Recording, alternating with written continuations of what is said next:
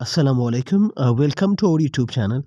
अल्फाज के मीनिंग्स लिखना, याद करना, रट्टा लगाना, इससे आपकी वोकैबुलरी वर्ड्स कभी भी आपकी जो वोकैबुलरी स्टोरेज है वो कभी भी नहीं बढ़ेगा, क्योंकि अल्फाज के मीनिंग को याद करना एवरीथिंग नहीं है। मीन्स कि सब कुछ या मीनिंग नहीं है। असल में उस लफ्ज़ को आप यूज़ कर सकते हो अप्रोप्रिएटली या नहीं, किस सिचुएशन में आपने यूज़ करना है, कैसे यूज़ होता है, ये बहुत इंपॉर्टेंट है। अगर आप इसको समझ गए तो फिर आपको वो वोकैबुलरी आपको जब ज़रूरत होगी तो वो वोकैबुलरी आपको याद भी आएगी और वो वोकैबुलरी आपकी मेमोरी में स्टोर भी हो जाएगी। इसमें हम क्या करेंगे, इस पर्टिकुलर वीडियो में हमने 7th से लेकर 12th तक जो लेसन्स पढ़े हैं उनमें से वोकैबुलरी वर्ड्स चूज़ किए हैं। उनको मीन्स कि हर सेंटेंस में आपके पास दो ऑप्शंस है, दो वर्ड्स है, इनमें से एक जो है वो उसी सेंटेंस में आएगा। कौन सा वर्ड आएगा, किस तरह आएगा, वो हम आगे जाके समझेंगे। सेकंड पार्ट में हमारे पास फर्स्ट पार्ट में 10 सेंटेंसेस है, सेकंड पार्ट में हमारे पास अल्फाज है, उनके एंटोनिम्स है। आपने सिनोनिम्स को, अल्फाज को एंटोनिम्स के साथ, मीन्स के मुखालिफ मीनिंग के साथ, कीवर्ड्स के साथ मैच करना है। आपने अल्फाज को इनके एंटोनिम्स के साथ मैच करना है। इससे ये मतलब होगा कि आप ये भी पता चलेगा कि आपको कितनी अच्छी तरीके से आपने वो वोकैबुलरी वर्ड्स याद किए हैं। Without wasting any time, let's begin with the lecture. Question क्या है, in each of the parentheses below you will find two of the new vocabulary words, choose the one that fits better. Means के हर एक sentence में parentheses के अंदर आपको दो vocabulary words मिलेंगे, वही चूज करें इस सेंटेंस के लिए जो सबसे बेहतर लगता है, इस सेंस दे देता है। फॉर एग्जाम्पल, फर्स्ट सेंटेंस हमारे पास है, we will have to postpone और decrease our meeting unless more members show up. अच्छा, पोस्टपोन का मतलब है मुलतवी करना, डिक्रीज का मीनिंग है कम करना। वी विल हैव टू, अगर आप खुद अपनी तरफ से करना चाहते हैं तो आप पॉज भी कर सकते हैं वीडियो को और अपना मार्क कर सकते हो। We will have to postpone or decrease our meeting unless more members show up. इसमें आएगा postpone, हमें अपना मीटिंग तब तक मुलतवी करना पड़ेगा जब तक बाकी मेंबर्स और भी ज़्यादा मेंबर्स आ जाएं। postpone आएगा इसमें। सेकंड सेंटेंस देख ले, रिक्स underestimated या resisted the skill of the tennis player and he was bitten badly. रिक्स जो एक बंदा है, इसने अंडर एस्टिमेट किया या रिजिस्ट किया। अब अंडर एस्टिमेट का क्या मतलब है, कमतर समझना। रिजिस्ट का क्या मतलब है, मुज़ाहमत करना। अब अगेन आप पॉज कर सकते हो, यहाँ पे आएगा रिक्स under estimated the skill of the other tennis player. Under estimate का मतलब है उन्होंने उसको अपने आप से कमतर समझा, इसी वजह से फिर उनको शिकस्त भी हुआ। थर्ड सेंटेंस देख ले, with only a frank or mediocre typing ability, Veronica never expected to be hired.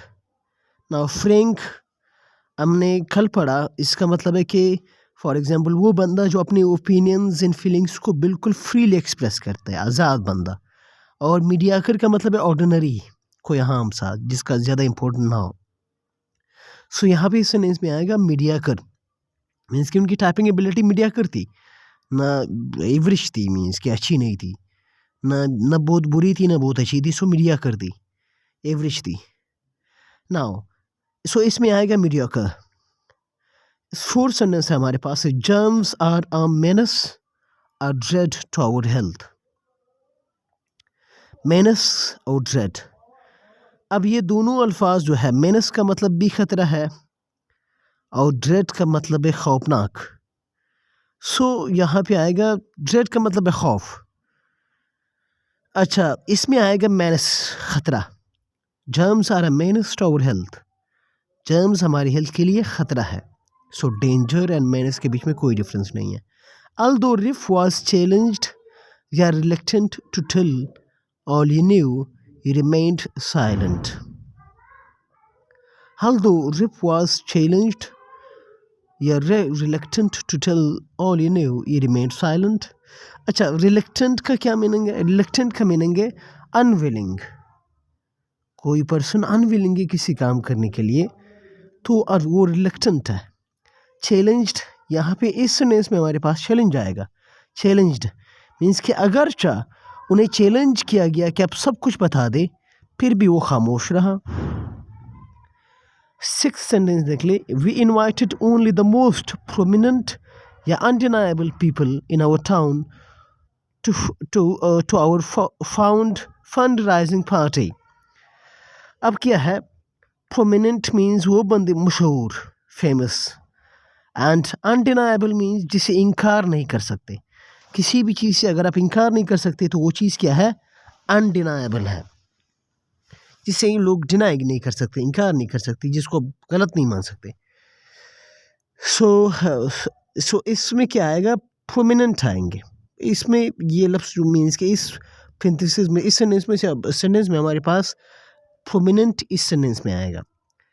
इसके बाद हमारे पास है when a job in the city was molested या abolished, Daisy went home to the farm। जब उनका सिटी में जॉब molested।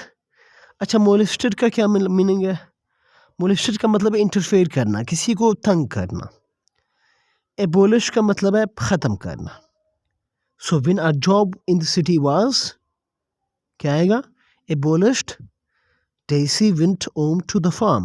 वो अपने घर दोबारा चली गई। जब उनका जॉब ख़त्म हुआ तो वो घर पे चली गई, घर चली गई। नाउ इसके बाद हमारे पास है एट्थ, अनफोर्सीन या इमीडिएटर problems kept coming up each day making it harder and harder for me to finish my work। अब अनफोर्सीन जो है मीन्स कि वो अनफोर्सीन मीन्स कि गैर मुतवक्की, जिसकी पहले से कोई पेशन गोई ना की गई हो, जिसका प्री प्लान ना हो, अनप्लान्ड, अनफोर्सीन हो, अनप्रिडिक्टेड हो। सो इमीडिएटर क्या है? दो चीज़ें होती है, एक हमारे पास प्रोफेशनल होता है, दूसरा इमीडिएटर होता है। प्रोफेशनल किसी भी काम को एज ए प्रोफेशन करता है, एंड इमीडिएटर जॉय के लिए वो काम करता है।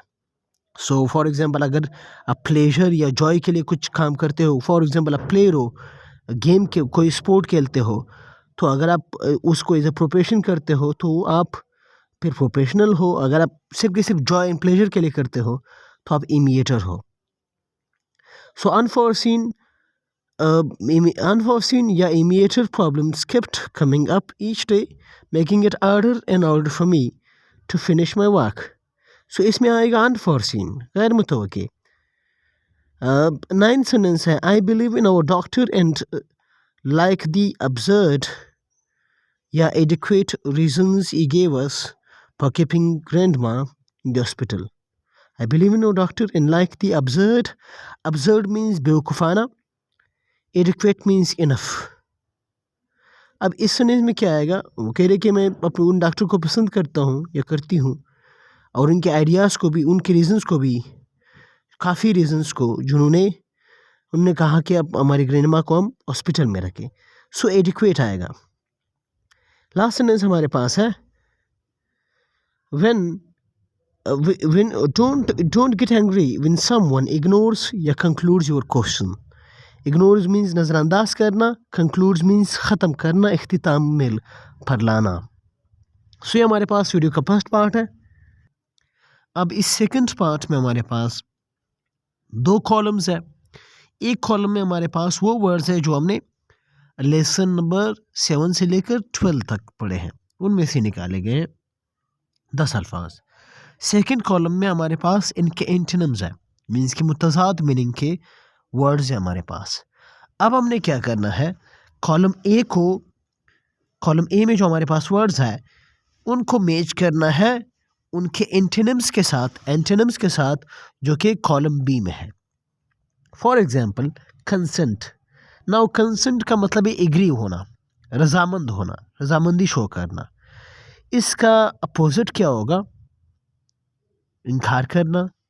सो पुट आउट का मतलब है बुझाना, नॉट इम्पोर्टेंट, अहमियत का नहीं, डाई मर जाना, रिफ्यूज़ है। सो कंसेंट का अपोजिट क्या है? इसका एंटोनिम क्या है? रिफ्यूज़। सो एक का हो गया डी। सेकंड हमारे पास है वैलिड। ना वैलिड मीन्स हकीकी या हकाइक पर मबनी।